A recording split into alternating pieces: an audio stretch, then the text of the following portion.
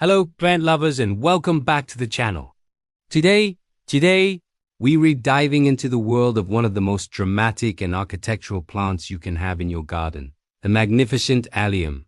You know them, you love them, those big beautiful globes of purple, white and even blue, standing tall on slender stalks. They're like nature's own fireworks display, and they're surprisingly easy to grow. So if you've ever wondered how to get those picture-perfect blooms in your own backyard, you're in the right place. We're going to cover everything from planting the bulbs to post-bloom care. Let's get growing. First things first, let's talk about getting them in the ground. The key to happy alliums is planting them at the right time, which is in the fall. Think September to November, before the ground freezes solid. This gives the bulbs plenty of time to establish their root systems over the winter, getting them ready for a spectacular spring show. When you get your bulbs, they might look a little like small onions, and that's no coincidence as they're part of the onion family. You want to choose bulbs that are firm and plump with no signs of mold or soft spots.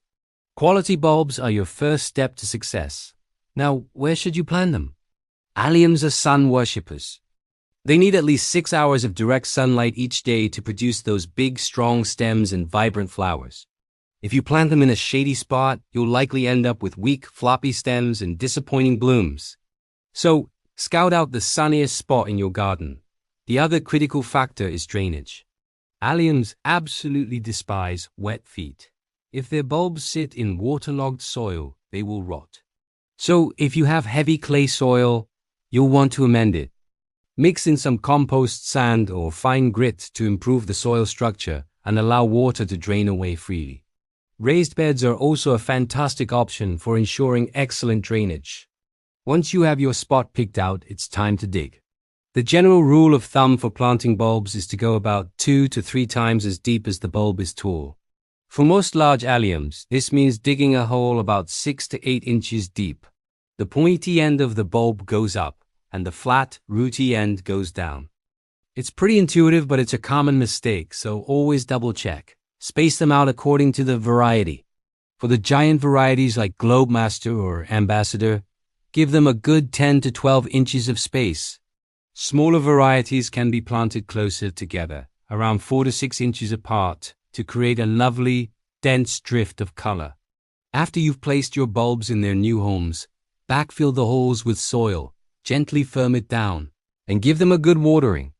This helps settle the soil around the bulbs and encourage root growth to begin. And then you wait. It might feel like a long time, but trust me, the anticipation is part of the fun. Throughout the winter, you don't need to do much. Nature will take its course. Just make sure the area doesn't become a swamp during heavy rains. The bulbs are hardy and will be perfectly fine, even under a blanket of snow. Come spring, you'll start to see green shoots poking through the soil. This is the exciting part. As the foliage emerges, you'll notice it can look a bit strappy, and sometimes, for the larger varieties, it can start to yellow even before the flowers appear. This is completely normal. Don't panic. The bulb is directing all its energy upwards to create that amazing flower stalk. It's a good idea to plant your alliums amongst other perennials, like hostas, geraniums, or ornamental grasses.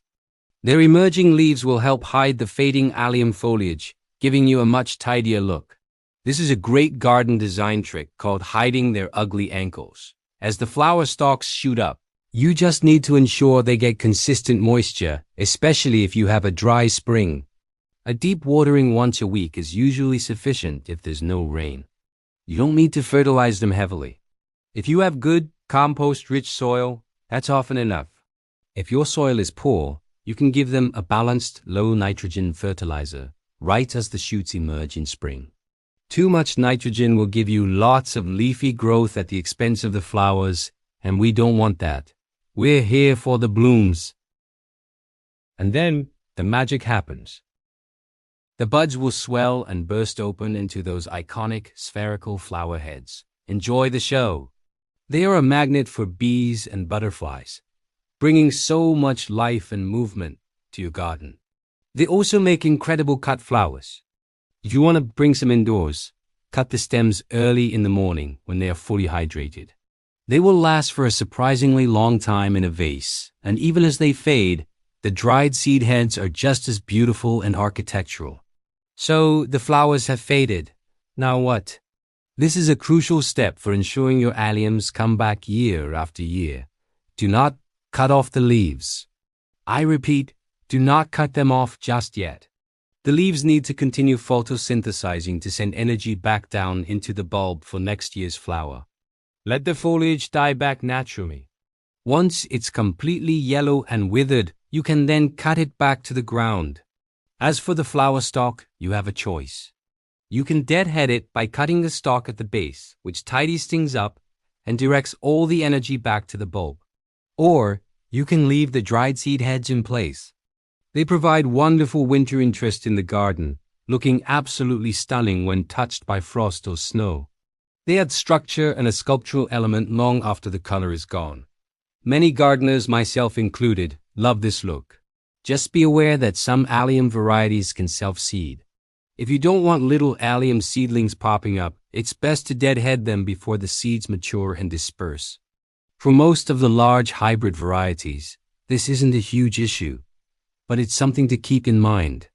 Most alliums are reliable perennials, meaning they'll come back for several years. However, after 3 to 4 years, you might notice the blooms getting smaller or the clump becoming overcrowded. This is a sign that it's time to divide them. The best time to do this is in late summer or early fall, after the foliage has completely died back. Carefully dig up the entire clump of bulbs. You'll see that the original bulb has produced several smaller offset bulbs. Gently separate them by hand, making sure each one has some roots attached. Discard any bulbs that look soft or unhealthy. Then you can replant them immediately just as you did with the new bulbs, giving them proper spacing. It's like getting free plants. To recap the key points, plant firm, healthy bulbs in the fall. Choose a spot with full sun and well-draining soil. Plant them about 3 times as deep as the bulb is tall. Water them in, then let winter do its thing. In spring, water if it's dry and let the foliage die back naturally after blooming. And finally, divide them every few years to keep them vigorous. It's that simple. By following these steps, you'll be rewarded with a breathtaking display that will be the talk of the neighborhood. Thank you so much for joining me today to talk about these garden superstars. I hope you feel inspired and confident to grow your own alliums. If you found this video helpful, please give it a thumbs up and consider subscribing to the channel for more gardening tips and tricks. Let me know in the comments below if you have a favorite allium variety or any questions. Happy gardening, and I'll see you in the next video.